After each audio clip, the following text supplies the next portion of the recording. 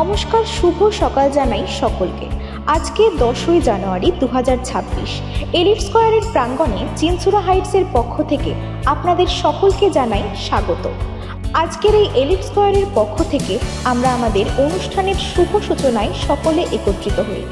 বিশ্বকবি রবীন্দ্রনাথ ঠাকুর লিখেছিলেন, আপনার এলোয়ে বিবৃত রহিতে আসে নাহি কেহ অবনী পরে, সকলের তরে সকলে আমরা, প্রত্যেকে আমরা পরের তরে। রয়েছে নৃত্যাঙ্গিক ডান্স গ্রুপ উদ্বোধনী নৃত্যে।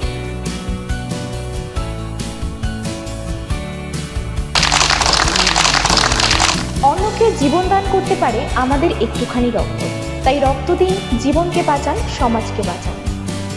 তাই সকলকে বলবো একবার জোরে করতালির মাধ্যমে ওনাকে আমরা সম্মাননা জ্ঞাপন করছি চিনচুরা হাইটসের পক্ষ থেকে। আমার নাম সৌরভ চৌধুরী, আমি অ্যাপোলো হসপিটালসের জুনিয়র কনসালটেন্ট এবং ডিপার্টমেন্ট ট্রান্সফিউশন মেডিসিন। ভারতবাসী থেকে আমরা নিবেদন যে অ্যাটলিস্ট বছরে একবার ব্লাড ডোনেশন করুন। And it's a good thing, মানে আপনার যে কোনো ক্ষতি হবে তা নয়, কিন্তু ইটস এ অ্যাকচুয়ালি ভালো, এটা অনেক কিছু হয়। এই নিবেদনটা থেকে আমি শেষ করছি। Thank you. বিপ্লব দাস মহাশয়কে আমরা আমাদের সঙ্গে পেয়েছি। হসপিটালে আসুন এবং ব্লাড সেলস প্ল্যান করুন, এখানে নতুনভাবে বাঁচার আশীর্বাদ। রক্তদান কিন্তু মানুষের শরীর থেকে একজন আর একজনকে দিতে পারে।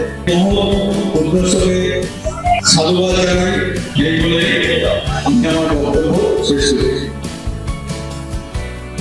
আমরা বিশ্বাস করি রক্তদান একটি সাধারণ দান নয়, এটি জীবন বাঁচানোর অঙ্গীকার।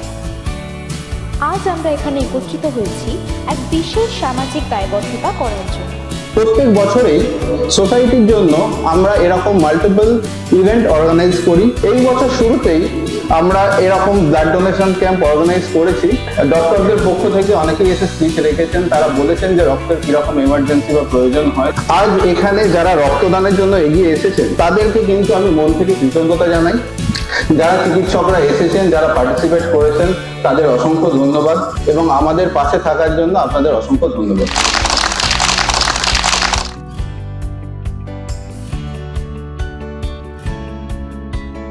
আমরা কৃতজ্ঞতা জানাবো সেই সব মানুষদের যারা আজকে রক্তদানের জন্য আমাদের মধ্যে এসে উপস্থিত হয়েছে।